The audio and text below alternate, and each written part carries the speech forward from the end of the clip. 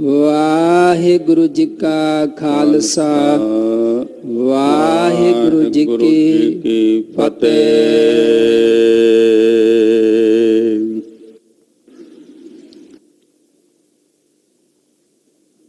ਆਤਤ ਪਾਵਨ ਭਗਤ ਵਛਲ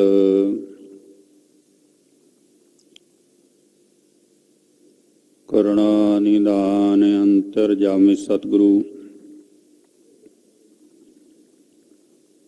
ਸਾਹਿਬ ਸ੍ਰੀ ਗੁਰੂ ਗ੍ਰੰਥ ਸਾਹਿਬ ਜੀ ਦੇ ਹਜ਼ੂਰ ਸੁਭਾਇਮਾਨ ਗੁਰੂ ਸਵਾਰੇ ਗੁਰੂ ਪਿਆਰੇ ਖਾਲਸਾ ਸਤ ਸੰਗੀ ਜਨੋ, ਵੱਡੇ ਭਾਗ ਹਨ ਆਪਣੇ ਸਭਨਾਂ ਦੇ ਜਿਨ੍ਹਾਂ ਤੇ ਸਤਿਗੁਰਾਂ ਜੀ ਨੇ ਕਿਰਪਾ ਕਰਕੇ ਸਤ ਸੰਗਤ ਕਰਨ ਦਾ ਸੁਭਾਗਾ ਸਮਾਂ ਬਖਸ਼ਿਆ ਹੈ। ਅੰਮ੍ਰਿਤ ਵੇਲੇ ਤੋਂ ਸਜੇ ਹੋਏ ਅੰਮ੍ਰਿਤਮਈ ਦੀਵਾਨਾਂ ਦੇ ਅੰਦਰ ਸਤਿਗੁਰਾਂ ਜੀ ਦੀ ਅੰਮ੍ਰਿਤਮਈ ਬਾਣੀ ਦੇ ਜਾਪ ਉਪਰੰਤ ਸ੍ਰੀ ਆਸਾ ਕੀ ਵਾਰ ਦੇ ਸ਼ਬਦ ਕੀਰਤਨ ਗੁਰੂ ਘਰ ਦੇ ਕੀਰਤਨੀਆਂ ਦੀ ਰਸਨਾ ਦੁਆਰਾ ਸਰਵਣ ਕੀਤੇ ਹਨ। ਹੁਣ ਸਮਾਂ ਬਣਿਆ ਹੈ ਮਹਾ ਆਨੰਦ ਗੁਰ ਸ਼ਬਦ ਵਿਚਾਰ ਦਾ। ਅੱਜ ਦਾ ਸ੍ਰੀ ਮੁਖਵਾਕ ਸੋਹੀ ਰਾਗ ਦੇ ਅੰਦਰ ਪੰਚਮ ਗੁਰਦੇਵ ਪਾਤਸ਼ਾਹ ਸਤਿਗੁਰੂ ਅਰਜਨ ਦੇਵ ਜੀ ਮਹਾਰਾਜ ਬਖਸ਼ਿਸ਼ ਕਰ ਰਹੇ ਹਨ। ਚਾਰ ਪਦਿਆਂ ਦਾ ਇਹ ਸ਼ਬਦ ਹੈ ਤੇ ਸ਼ਬਦ ਦੇ ਅੰਦਰ ਰਹਾਉ ਦੋ ਵਾਰ ਵਰਤਿਆ ਗਿਆ। ਬਖਸ਼ਿਸ਼ ਕਰ ਰਹੇ ਨੇ ਗੁਰੂ ਅਰਜਨ ਦੇਵ ਜੀ ਮਹਾਰਾਜ। ਹਾਂਜੀ। ਸਤਨਾਮ ਸ਼੍ਰੀ ਵਾਹਿਗੁਰੂ ਸਾਹਿਬ ਜੀ। ਸੋਹੇ ਮਹੱਲਾ ਪੰਜਵਾ। ਉਮਕਿਓ ਹੀਓ ਮਿਲਨ ਪ੍ਰਭ ਤਾਈ। ਸ਼ਬਦ ਦੀ ਸ਼ੁਰੂਆਤ ਜਿਗਿਆਸੂ ਜਨਾਂ ਦੇ ਅੰਦਰ ਸਾਰੇ ਸੰਸਾਰ ਦੀ ਰਚਨਾ ਪਰਮਾਤਮਾ ਨੇ ਕੀਤੀ ਹੈ। ਆਪ ਹੀ ਨੇ ਆਪ ਸਾਜਿਓ ਆਪ ਹੀ ਨੇ ਰਚਿਓ ਨਾਉ। ਦੋਈ ਕੁਦਰਤ ਸਾਜੀਐ ਕਰ ਆਸਣ ਡਿਠੋ ਚਾਓ। ਸਾਰਿਆਂ ਨੂੰ ਉਹਨੇ ਰਚਿਆ, ਸਾਰਿਆਂ ਦੇ ਵਿੱਚ ਫਿਰ ਆਪ ਬੈਠਿਆ। ਘਾਟ ਘਾਟ ਮੈਂ ਹਰਿ ਜੂ ਵਸੈ ਸੰਤਨ ਕਹਿਓ ਪੁਕਾਰ।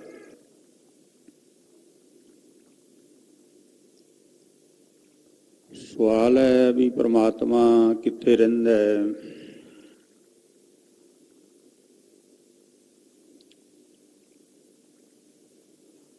ਜਦੋਂ ਇਸਲਾਮ ਵਾਲਿਆਂ ਨੂੰ ਪੁੱਛੀਏ ਤਾਂ ਉਹ ਕਹਿੰਦੇ ਨੇ ਵੀ ਪ੍ਰਮਾਤਮਾ ਸੱਤਵੇਂ ਆਕਾਸ਼ ਦੇ ਵਿੱਚ ਰਹਿੰਦਾ ਹੈ।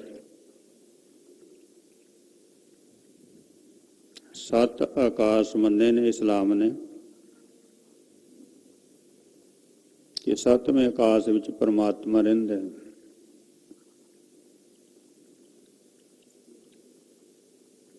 ਕੁਰਾਨ ਸ਼ਰੀਫ ਦੇ ਵਿੱਚ ਇਹ ਮੁਹੰਮਦ ਸਾਹਿਬ ਜੀ ਦੇ ਬਚਨ ਨੇ।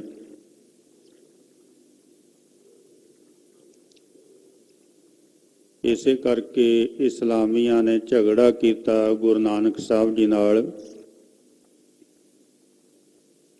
ਜਦੋਂ ਪਾਤਸ਼ਾਹ ਜੀ ਨੇ ਕਿਹਾ ਪਾਤਾਲਾਂ ਪਾਤਾਲ ਲੱਖ ਆਗਾਸਾਂ ਆਗਾਸ ਕੋੜ ਕੋੜ ਕਪਾਲ ਥੱਕੇ ਵੇਦ ਕਹਿਣ ਇੱਕ ਬਾਤ। ਉਹ ਆਂਦੇ ਵੀ ਆਕਾਸ਼ ਤਾਂ ਸਾਤੀ ਨੇ ਤੇ ਤੁਸੀਂ ਲੱਖਾਂ ਦੀ ਗੱਲ ਕਿਵੇਂ ਕੀਤੀ। ਸਤਿਗੁਰੂ ਜੀ ਕਹਿੰਦੇ ਵੀ ਝਗੜਾ ਕਰਨ ਦੀ ਕੋਈ ਲੋੜ ਨਹੀਂ ਭਾਈ। ਕਹਿੰਦੇ ਜੀ ਇਹ ਤੋਹੀਨ ਹੈ ਸਾਡੇ ਰਹਿਬਰ ਦੀ ਕਿ ਉਹ ਸੱਤ ਕਹੇ ਤੇ ਤੁਸੀਂ ਲੱਖਾਂ ਕਹੋ। ਸਤਿਗੁਰੂ ਜੀ ਕਹਿੰਦੇ ਵੀ ਐਸਾ ਕੁਝ ਨਹੀਂ। ਜਿਨ੍ਹਾਂ ਨੂੰ ਸੱਤ ਬਾਰੇ ਪਤਾ ਉਹਨਾਂ ਨੇ ਸੱਤ ਕਹਿਤਾ, ਜਿਹਨੂੰ ਲੱਖਾਂ ਬਾਰੇ ਪਤਾ ਉਹਨੇ ਲੱਖਾਂ ਕਹਿਤਾ। ਦਾਵਾ ਨਹੀਂ ਹੈ।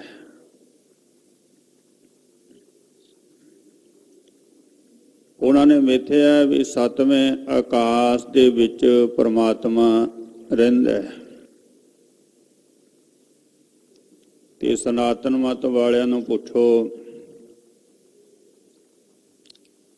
ਉਹ ਕਹਿੰਦੇ ਨੇ ਨਾਮਾ ਕਹੈ ਭਾਗਤ ਬਸ ਕੇਸਵ ਅਜੂ ਬਲ ਕੇ ਦੁਆਰ ਕਰਿਓ। ਸਨਾਤਨ ਮਤ ਦੀ ਇੱਕ ਕਥਾ ਹੈ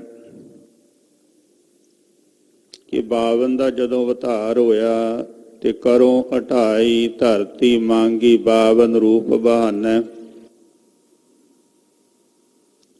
ਤੇ 2.5 ਕਰਮਾਂ ਧਰਤੀ ਮੰਗ ਲਈ ਰਾਜੇ ਬਲ ਦੇ ਕੋਲੋਂ।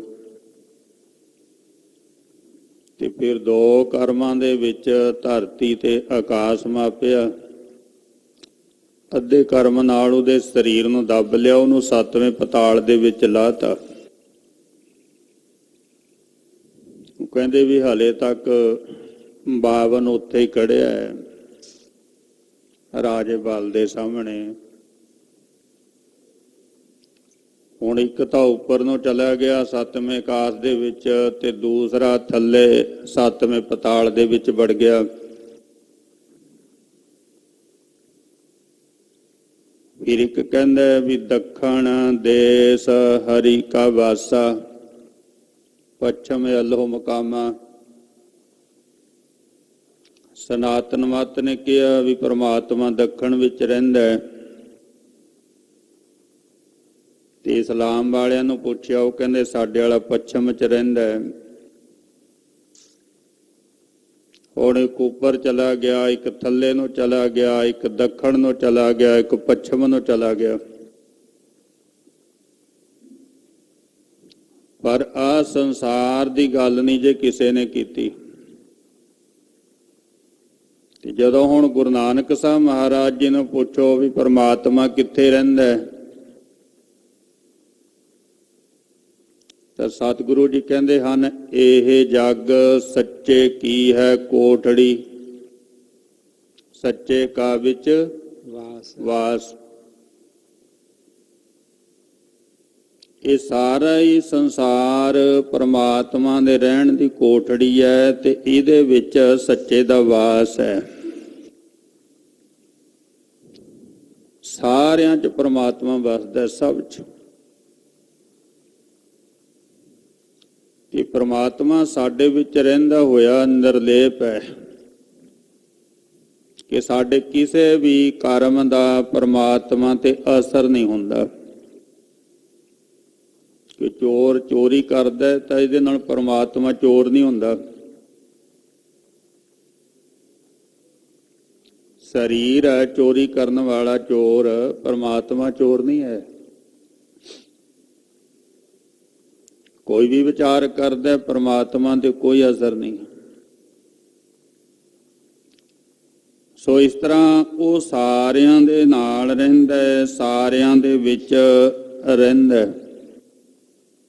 ਕਲਗੀਧਰ ਪਾਤਸ਼ਾਹ ਜੀ ਵਿਆਖਿਆ ਕਰਦੇ ਵੀ ਸਦਾ ਅੰਗ ਸੰਗੇ ਅਭੰਗੰ ਵਿਭੂਤੇ। ਸਦਾ ਅੰਗ ਸੰਗੇ, ਸਦਾ ਹੀ ਅੰਗ ਸੰਗ ਹੈ। ਲੇਕਿਨ ਨਾਲ ਹੋਵੰਦਾ ਲੈ ਨਾ ਸਕੰਦਾ, ਸੁਆਓ ਨਾ ਜਾਣੈ ਮੂੜਾ। ਪਰਮਾਤਮਾ ਸਾਡੇ ਨਾਲ ਰਹਿੰਦਾ ਤੇ ਲੈ ਵੀ ਨਹੀਂ ਸਕਦਾ। ਕੱਪੜੇ ਤਾਂ ਆਪਾਂ ਨੇ ਬਦਲ ਲਏ ਨਾ, ਵੀ ਇਹ ਠੀਕ ਨਹੀਂ ਹੈ, ਇੱਥੇ ਲਾ ਕੇ ਰੱਖ ਦਿਓ ਇਹਨਾਂ ਨੂੰ, ਸਮਾਨ ਚੁੱਕ ਕੇ ਇੱਥੇ ਰੱਖ ਦਿਓ। ਪਰ ਉਹ ਇਸ ਤਰ੍ਹਾਂ ਨਾਲ ਰਹਿੰਦਾ ਵੀ ਲੈ ਵੀ ਨਹੀਂ ਸਕਦਾ, ਆਪਾਂ ਨੂੰ ਲਾ ਵੀ ਨਹੀਂ ਸਕਦੇ, ਵੱਖਰਾ ਵੀ ਨਹੀਂ ਕਰ ਸਕਦੇ ਵੀ ਰੱਬ ਜੀ ਤੁਸੀਂ ਇੱਥੇ ਬਹਿ ਜਾਓ, ਮੈਂ ਹਲੇ ਮਾੜਾ ਕੰਮ ਕਰਨਾ, ਐ ਵੀ ਨਹੀਂ ਹੋ ਸਕਦਾ। ਨਾਲ ਹੋ ਬੰਦਾ ਲੈ ਨਾ ਸਕੰਦਾ, ਨਹੀਂ ਲੈ ਸਕਦਾ, ਆਪਾਂ ਲਾ ਨਹੀਂ ਸਕਦੇ, ਉਹਨੂੰ ਵੱਖਰਾ ਨਹੀਂ ਕਰ ਸਕਦੇ। ਸੁਆਹ ਨਾ ਜਾਣਾ ਮੂੜਾ, ਪਰ ਇਹ ਮੂਰਖ ਇਸ ਪ੍ਰਯੋਜਨ ਨੂੰ ਨਹੀਂ ਸਮਝਦਾ, ਇਸ ਗੱਲ ਨੂੰ ਨਹੀਂ ਸਮਝਦਾ ਕਿ ਪ੍ਰਮਾਤਮਾ ਤੇਰੇ ਨਾਲ ਹੈ। ਕਿ ਦੂਸਰਾ ਜਿਨ੍ਹਾਂ ਨੇ ਕੋਸ਼ਿਸ਼ ਕੀਤੀ ਨਾ, ਉਹਨਾਂ ਨੇ ਦੂਸਰਿਆਂ ਦੇ ਵਿੱਚ ਪ੍ਰਮਾਤਮਾ ਨੂੰ ਵੇਖਣ ਦੀ ਕੋਸ਼ਿਸ਼ ਕੀਤੀ, ਦੂਸਰਿਆਂ ਵਿੱਚ ਪ੍ਰਮਾਤਮਾ ਦੀ ਗੱਲ ਕਰਨੀ, ਦੂਸਰਿਆਂ ਦੀ ਗੱਲ ਕਰਨੀ, ਇਹ ਰਾਜਨੀਤੀ ਹੋਇਆ ਕਰਦੀ ਹੈ। ਕਿਉਂਕਿ ਰਾਜਨੀਤਿਕ ਇਹ ਨਾਰਾ ਹੈ ਵੀ ਅਸੀਂ ਸਾਰੇ ਭਾਈ ਹੈ, ਅਸੀਂ ਇੱਕੋ ਹੀ ਪ੍ਰਮਾਤਮਾ ਦੀ ਔਲਾਦ ਹੈ। ਰਾਜਨੀਤਿਕ ਨਾਰਾ ਕਿ ਜੇ ਹੁਣ ਇੱਕੋ ਦੀ ਔਲਾਦ ਹੈ, ਭਾਈ ਹੈ, ਫਿਰ ਸਾਡਾ ਝਗੜਾ ਕਾਹਦਾ ਹੈ? ਭਰਾਵਾਂ ਦਾ ਤਾਂ ਕੋਈ ਝਗੜਾ ਨਹੀਂ ਹੁੰਦਾ। ਇਹ ਹੈ ਰਾਜਨੀਤਿਕ ਨਾਰਾ। ਦੂਸਰਿਆਂ ਵਿੱਚ ਰੱਬ ਦੀ ਗੱਲ ਕਰਨੀ, ਦੂਸਰਿਆਂ ਦੀ ਗੱਲ ਕਰਨੀ ਰਾਜਨੀਤੀ, ਆਪਣੀ ਗੱਲ ਨਹੀਂ ਕਰਨੀ। ਜਿੱਥੇ ਸਤਿਗੁਰੂ ਜੀ ਕਹਿੰਦੇ ਵੀ ਪਹਿਲਾਂ ਆਪਣੇ ਅੰਦਰ ਵੇਖਣਾ ਪ੍ਰਮਾਤਮਾ ਨੂੰ, ਆਪਣੇ ਅੰਦਰ ਜਾਣਾ ਪੈਣਾ,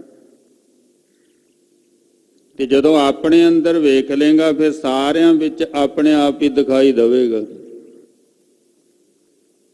ਹੁਣ ਆਪਣੇ ਅੰਦਰ ਵੇਖਣਾ ਨਹੀਂ, ਦੂਸਰਿਆਂ ਵਿੱਚ ਵੇਖਣਾ ਹੈ, ਤੇ ਜਦੋਂ ਦੂਸਰਿਆਂ 'ਚ ਵੇਖਾਂਗੇ ਫਿਰ ਰੱਬ ਦੇ ਵਿੱਚ ਵੀ ਫਰਕ ਪਾ ਕੇ ਰੱਖਤਾ ਸਾਡੀ ਦ੍ਰਿਸ਼ਟੀ ਨੇ। ਤਾਂ ਸ਼ੁਰੂਆਤ ਆਪਣੇ ਆਪ ਤੋਂ ਹੋਣੀ ਹੈ, ਆਪਣੇ ਅੰਦਰ ਵਾਹਿਗੁਰੂ ਪਰਮੇਸ਼ਰ ਜੀ ਨੂੰ ਵੇਖਣਾ ਹੈ, ਪਹਿਲਾਂ ਆਪਣੇ ਅੰਦਰ। 6 ਬੰਦੇ ਦਰਿਆ ਦੇ ਕਿਨਾਰੇ ਜਾਂਦੇ ਆ, ਪਰ ਦਰਿਆ ਸੁੱਕਾ ਹੈ, ਪਰ ਉਹਦੇ ਵਿੱਚ ਦੀ ਉਹ ਤੈਰ ਕੇ ਲੰਘਦੇ ਆ, ਸੁੱਕੇ ਦਰਿਆ ਵਿੱਚ ਦੀ ਰੇਤੇ 'ਚ। ਪਰਲੇ ਪਾਸੇ ਜਾ ਕੇ ਗਿਣਤੀ ਕਰਦੇ ਆ ਵੀ ਕੋਈ ਬੰਦਾ ਸਾਡਾ ਡੁੱਬ ਤਾਂ ਨਹੀਂ ਗਿਆ, ਵਿੱਚ ਤਾਂ ਨਹੀਂ ਰਹਿ ਗਿਆ। ਜਦੋਂ ਗਿਣਤੀ ਕਰਦੇ ਕਹਿੰਦੇ ਵੀ ਇੱਕ ਬੰਦਾ ਰਹਿ ਗਿਆ, ਇੱਕ ਡੁੱਬ ਗਿਆ। ਉਹ ਗਿਣਤੀ ਕਰਿਆ ਕਰਨ, 1 2 3 4 5। ਦੂਆ ਕਹਿੰਦਾ ਮੈਂ ਗਿਣਦਾ, ਉਹ ਵੀ ਕਹਿੰਦਾ 5। ਤੀਆ ਗਿਣਦਾ ਮੈਂ 5, 5 ਹੀ ਰਹਿਣ। ਉਹ ਨਾਲ ਕੋਈ ਜ਼ਿਮੀਂਦਾਰ ਹਲ ਵਾਹ ਰਿਹਾ ਸੀ, ਉਹਨੇ ਵੇਖਿਆ ਵੀ ਬੰਦੇ 6 ਨੇ, ਗਿਣਦੇ 5 ਨੇ, ਇਹ 5 ਕਿਉਂ ਨੇ? ਉਹਨੇ ਹਿਸਾਬ ਲਾ ਲਿਆ ਵੀ ਉਹ ਬੰਦਾ ਆਪਣੇ ਆਪ ਨੂੰ ਵਿੱਚ ਨਹੀਂ ਗਿਣਦਾ।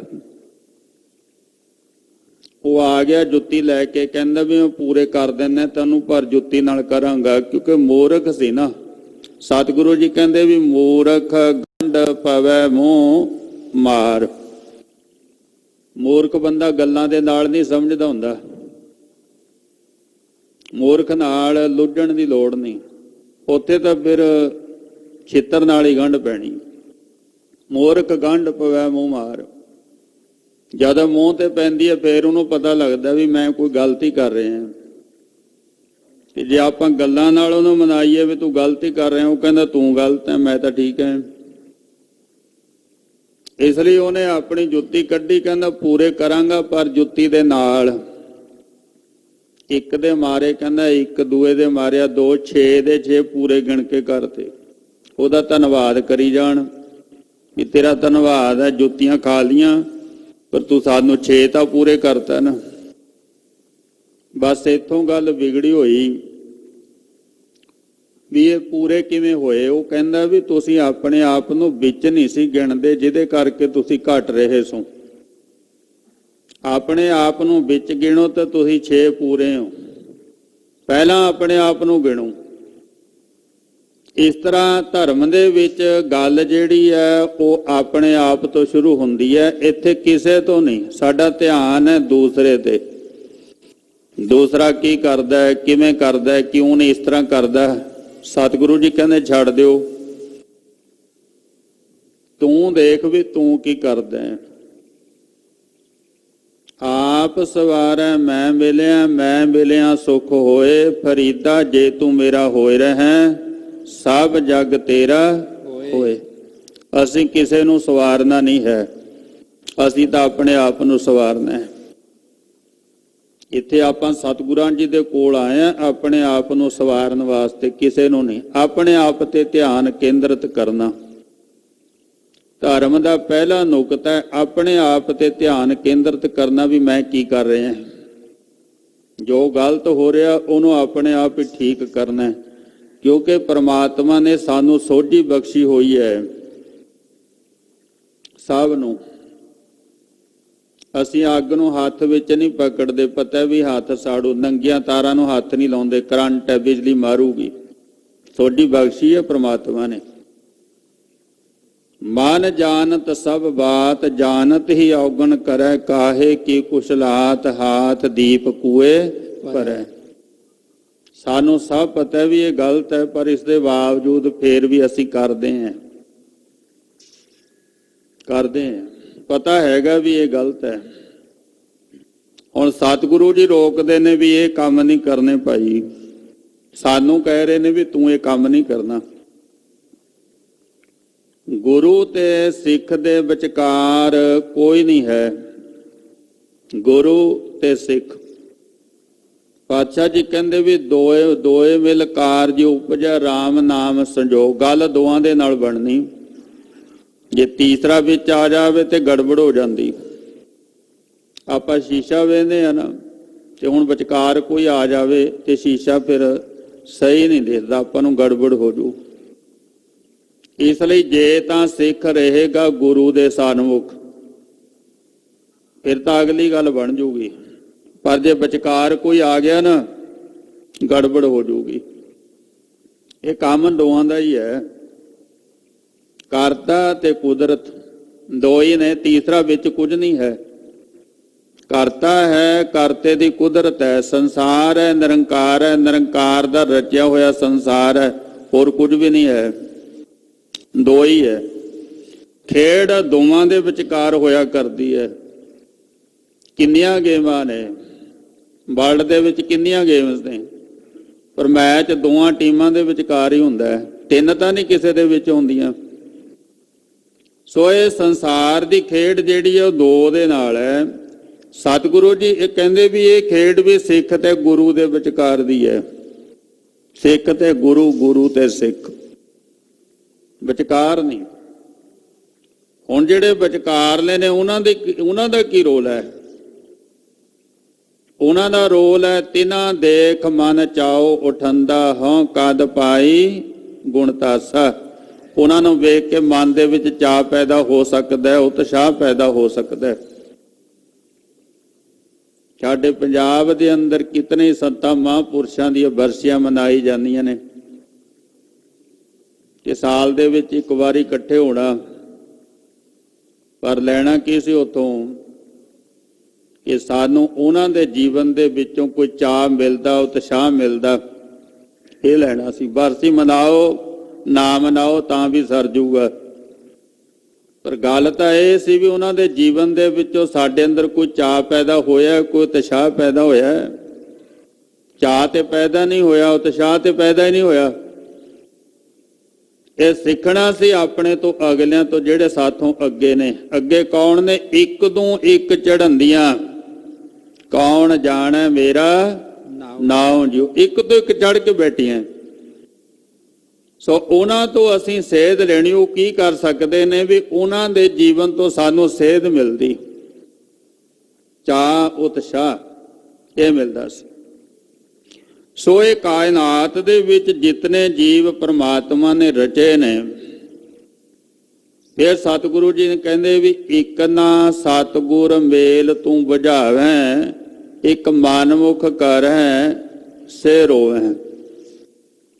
ਇੱਕਨਾਂ ਨੂੰ ਤਾਂ ਸਤਿਗੁਰਾਂ ਜੀ ਦੇ ਨਾਲ ਮਿਲਾ ਕੇ ਆਪਣੀ ਸੋਝੀ ਬਖਸ਼ ਦਿੰਦਾ ਹੈ। ਇੱਕ ਮਨਮੁਖ ਨੇ, ਉਹ ਵਿਚਾਰੇ ਰੋਂਦੇ ਰਹਿੰਦੇ ਨੇ। ਪਾਪੀ ਕਰਮ ਕਮਾਮ ਦੇ ਕਰਦੇ ਹਾਏ ਹਾਏ, ਨਾਨਕ ਜਿਉ ਮਥਨ ਮਾਧਾਣੀਆਂ। ਕਿਉ ਮੱਥੈ ਧਰਮ ਰਾਏ। ਰਾਏ। ਸਤਿਗੁਰੂ ਜੀ ਸਾਹਮਣੇ ਦੀ ਗੱਲ ਕਰਦੇ ਨੇ, ਵਰਤਮਾਨ ਦੀ ਗੱਲ ਕਰਦੇ ਨੇ, ਜੋ ਸਾਡੇ ਸਾਹਮਣੇ ਹੈ। ਕੀ ਪੜ੍ਹਦੇ ਆਪਾਂ ਰੋਜ਼? ਇਹ ਸੰਸਾਰ ਵਿਕਾਰ ਸੰਸਿਮ ਹੈ। ਇਹ ਸੰਸਾਰ ਜਿਹਦੇ ਵਿੱਚ ਆਪਾਂ ਰਹਿ ਰਹੇ ਹਾਂ, ਜਿਹੜਾ ਸਾਨੂੰ ਦਿਖਾਈ ਦੇ ਰਿਹਾ ਹੈ, ਇਹ ਸੰਸਾਰ ਵਿਕਾਰ ਸੰਸਿਮ ਹੈ। ਤੇ ਨਾਲ ਕਹਿੰਦਾ ਤਰਿਓ ਬ੍ਰਹਮ ਗਿਆਨੀ। ਤੇ ਜਿਹਨੂੰ ਹੋ ਗਿਆ ਬ੍ਰਹਮ ਦਾ ਗਿਆਨ, ਸਾਹਿਬ ਜੀ ਕਹਿੰਦੇ ਉਹ ਤਰ ਗਿਆ। ਬਾਕੀ ਤਾਂ ਸਾਰਾ ਸੰਸਿਆਂ ਦੇ ਵਿੱਚ ਡੁੱਬਿਆ ਹੋਇਆ ਹੀ ਹੈ। ਸੰਸਾ ਤੇ ਬ੍ਰਹਮ, ਜਿੱਥੇ ਸੰਸਾ ਉੱਥੇ ਬ੍ਰਹਮ ਨਹੀਂ ਹੈ, ਜਿੱਥੇ ਬ੍ਰਹਮ ਹੈ ਉੱਥੇ ਸੰਸਾ ਨਹੀਂ ਹੈ। ਜਿੱਥੇ ਸੰਸਾ ਹੈ ਨਾ, ਉੱਥੇ ਬ੍ਰਹਮ ਨਹੀਂ ਹੈ। ਬ੍ਰਹਮ ਤੇ ਤਾਂ ਸੰਸਾ ਹੋਇਆ ਹੈ, ਤੇ ਸੰਸਾ ਮਿਟ ਗਿਆ ਤੇ ਬ੍ਰਹਮ ਹੈ। ਪਾਣੀ ਦੇ ਉੱਤੇ ਕਾਈ ਹੈ, ਪਾਣੀ ਸਾਫ਼ ਹੈ ਬਿਲਕੁਲ, ਪਰ ਕਾਈ ਦੇਖ ਕੇ ਮਨੁੱਖ ਨੂੰ ਭਰਮ ਪੈ ਜਾਂਦਾ ਹੈ। ਪਹਿਲਾਂ ਤਾਂ ਪਾਣੀ ਦਾ ਹੀ ਨਹੀਂ ਪਤਾ ਚੱਲਦਾ, ਜੇ ਪਤਾ ਚੱਲ ਗਿਆ ਤੇ ਫਿਰ ਇਹ ਨਹੀਂ ਪਤਾ ਵੀ ਕਿਹੋ ਜਿਹਾ ਹੋਊਗਾ। ਪਰ ਕਾਈ ਨੂੰ ਸਾਫ਼ ਕਰਕੇ ਦੇਖੋ, ਬਿਲਕੁਲ ਸਾਫ਼ ਹੈ। ਕਾਈ ਨੇ ਪਾਣੀ ਨੂੰ ਸਾਫ਼ ਰੱਖਿਆ ਹੋਇਆ ਹੈ, ਬਸ ਉਹਨੂੰ ਪਰੇ ਕਰਨਾ ਹੁੰਦਾ ਹੈ। ਪਾਣੀ ਤੇ ਸਾਫ਼ ਹੀ ਹੈ। ਸੋ ਸੰਸਾਰ ਹੈ, ਸੰਸੇ ਦੇ ਵਿੱਚ ਪਰਮਾਤਮਾ ਤੇ ਸੰਸਾ ਕਰ ਰਿਹਾ ਹੈ। ਤੇ ਜਿਹਦਾ ਸੰਸਾ ਮਿਟ ਗਿਆ ਉਹਨੂੰ ਬ੍ਰਹਮ ਗਿਆਨ ਹੋ ਗਿਆ, ਤੇ ਜਿਹਨੂੰ ਬ੍ਰਹਮ ਗਿਆਨ ਹੋ ਗਿਆ ਉਹ ਤਰ ਗਿਆ, ਉਹ ਪਾਰ ਹੋ ਗਿਆ। ਸੋ ਇਸ ਤਰ੍ਹਾਂ ਇਹ ਸੰਸਾਰ ਦੀ ਖੇਡ ਦੇ ਵਿੱਚ ਇੱਕ ਨਾ ਸਤਿਗੁਰ ਮੇਲ ਤੂੰ ਬੁਝਾਵੈ, ਇੱਕ ਮਨਮੁਖ ਕਰੈ ਸੇਰ ਹੋਵੈ। ਇੱਕ ਨਾ ਨੂੰ ਸਤਿਗੁਰਾਂ ਜੀ ਦੇ ਨਾਲ ਮਿਲਾਤਾ ਤੇ ਉਹਨਾਂ ਨੂੰ ਪਰਮਾਤਮਾ ਦੀ ਸੋਝੀ ਹੋ ਗਈ। ਗੁਰੂ ਨੇ ਪਰਮਾਤਮਾ ਦੀ ਸੋਝੀ ਕਰਵਾਤੀ। ਇਹ ਚੇਤੇ ਰੱਖਣਾ ਵੀ ਧੁਰ ਖਸਮੇ ਕਾ ਹੁਕਮ ਪਿਆ, ਬਿਨ ਗੁਰ ਚੇਤਿਆ ਨਾ ਜਾਏ। ਇਹ ਗੱਲ ਚੇਤੇ ਰੱਖਣੀ ਹੈ ਵੀ ਆਪਾਂ ਪਰਮਾਤਮਾ ਨੂੰ ਗੁਰੂ ਤੋਂ ਬਿਨਾਂ ਚੇਤੇ ਨਹੀਂ ਕਰ ਸਕਦੇ। ਸੁਖਮਨੀ ਸਾਹਿਬ ਜੀ ਦਾ ਪਾਠ ਤਾਂ ਰੋਜ਼ ਹੀ ਕਰਦੇ ਹਾਂ ਆਪਾਂ, ਕਿ ਜਾ ਕੇ ਮਨ ਗੁਰ ਕੀ ਪ੍ਰਤੀਤ, ਤਿਸ ਜਾਣੇ ਆਵੇ ਹਰ ਪ੍ਰਭ ਚੀਤ। ਬੜੇ ਸੌਖੇ ਸ਼ਬਦ ਨੇ, ਕੋਈ ਅਰਥ ਕਰਨ ਦੀ ਲੋੜ ਨਹੀਂ ਹੈ। ਬਾਣੀ ਆਪ ਹੀ ਅਰਥ ਰੂਪ ਹੈ। ਜਾ ਕੇ ਮਨ ਗੁਰ ਕੀ ਪ੍ਰਤੀਤ, ਕੋਈ ਲੋੜ ਨਹੀਂ ਅਰਥ ਕਰਨ ਦੀ।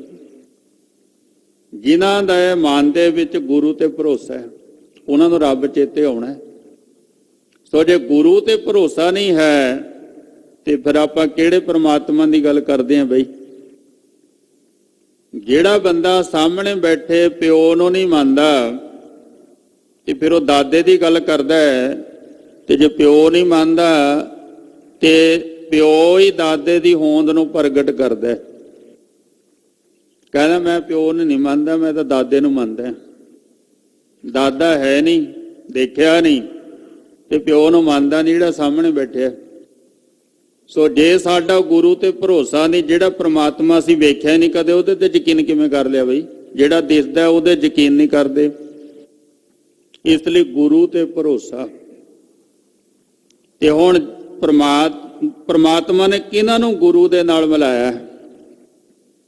ਜਿਨ੍ਹਾਂ ਦੇ ਮਨ ਦੇ ਵਿੱਚ ਇਹ ਉਤਸ਼ਾਹ ਪੈਦਾ ਹੋਇਆ ਪਰਮਾਤਮਾ ਨੂੰ ਮਿਲਣ ਵਾਸਤੇ। ਇਹ ਸਾਰਿਆਂ ਦੇ ਅੰਦਰ ਤੇ ਹੁੰਦਾ ਨਹੀਂ ਨਾ ਹੈ। ਹੁਣ ਜਿਨ੍ਹਾਂ ਦੇ ਅੰਦਰ ਹੋਇਆ ਉਹਨਾਂ ਦਾ ਜ਼ਿਕਰ ਗੁਰੂ ਅਰਜਨ ਦੇਵ ਜੀ ਮਹਾਰਾਜ ਇਸ ਸ਼ਬਦ ਦੇ ਵਿੱਚ ਕਰ ਰਹੇ ਨੇ। ਹਾਂਜੀ। ਖੋਜਤ ਚਰਿਓ ਦੇਖੋ ਪ੍ਰਿਯ ਜਾਈ, ਉਮਕਿਓ ਹੀਓ ਮਿਲਨ ਪ੍ਰਵਤਾਈ। ਮਨ ਦੇ ਵਿੱਚ ਇੱਕ ਹੁਲਾਰਾ, ਇੱਕ ਤਰੰਗ ਸਤ ਸੰਗਤ ਦੀ ਬਰਕਤ ਦੇ ਨਾਲ ਪੈਦਾ ਹੋਈ। ਘਰੇ ਬੈਠਿਆ ਨਹੀਂ, ਜਿਨ੍ਹਾਂ ਦੇ ਕੰਨ ਦੇ ਵਿੱਚ ਗੁਰੂ ਦਾ ਸ਼ਬਦ ਪਿਆ, ਉਹਨਾਂ ਦੇ ਹੀ ਮਨ ਦੇ ਵਿੱਚ ਪਰਮਾਤਮਾ ਨੂੰ ਮਿਲਣ ਦੇ ਲਈ ਚਾਅ ਪੈਦਾ ਹੁੰਦਾ ਹੈ, ਉਤਸ਼ਾਹ ਪੈਦਾ ਹੁੰਦਾ ਹੈ, ਬਿਨਾਂ ਸੁਣੇ ਤੇ ਨਹੀਂ। ਬੜੀ ਉਮਰ ਲੰਘ ਗਈ ਭਾਈ ਲਹਿਣਾ ਜੀ ਦੀ, ਪਰ ਮਨ 'ਚ ਕਦੇ ਪਰਮਾਤਮਾ ਨੂੰ ਮਿਲਣ ਵਾਸਤੇ, ਗੁਰੂ ਨੂੰ ਮਿਲਣ ਵਾਸਤੇ ਚਾਅ ਨਹੀਂ ਜੇ ਪੈਦਾ ਹੋਇਆ। ਪਰ ਇੱਕ ਦਿਨ ਜਦੋਂ ਕੰਨ ਦੇ ਵਿੱਚ ਗੁਰੂ ਦੀ ਬਾਣੀ ਪਈ, ਸ਼ਬਦ ਪਿਆ, ਉਸੇ ਦਿਨ ਭਾਈ ਜੋਧ ਦੇ ਕੋਲ ਚਲਾ ਗਿਆ। ਵੀ ਕਿਹਦੀ ਬਾਣੀ ਹੈ। ਬੜਾ ਆਨੰਦ ਬਣਿਆ ਬਾਣੀ ਸੁਣ ਕੇ। ਬਾਣੀ ਆਨੰਦ ਬਖਸ਼ਦੀ ਹੈ, ਸੁੱਖ ਬਖਸ਼ਦੀ ਹੈ। ਇਹਦੇ ਵਾਸਤੇ ਬਾਣੀ ਨੂੰ ਪੜ੍ਹੀਦਾ ਹੈ। ਮੈਡੀਕਲ ਸਾਇੰਸ ਵਾਲੇ ਇਸ ਗੱਲ ਨੂੰ ਮੰਨ ਗਏ। ਕੋਈ ਮੰਨ ਜੇ, ਵਰਲਡ ਪੂਰਾ ਮੰਨ ਜੇ, ਕੋਈ ਫਰਕ ਨਹੀਂ ਪੈਂਦਾ।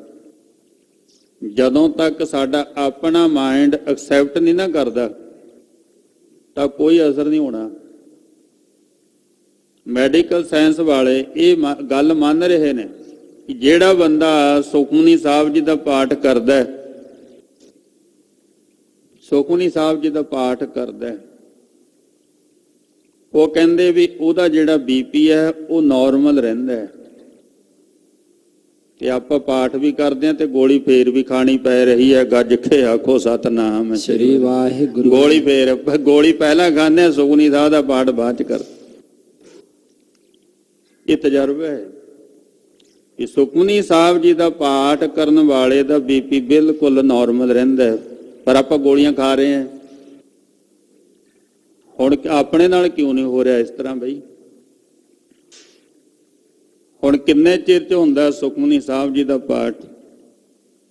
ਜੇ ਆਪਾਂ ਅਖੰਡ ਪਾਠ ਸਾਹਿਬ ਦੇ ਹਿਸਾਬ ਨਾਲ ਲਾਉਂਦੇ ਆ ਨਾ, ਅਖੰਡ ਪਾਠ ਸਾਹਿਬ ਵੀ 48 ਘੰਟੇ ਚ 1430 ਅੰਗ ਹੋਣ ਤਾਂ 1 ਘੰਟੇ ਦੇ ਵਿੱਚ 30-32 ਅੰਗ ਹੋਣੇ ਚਾਹੀਦੇ।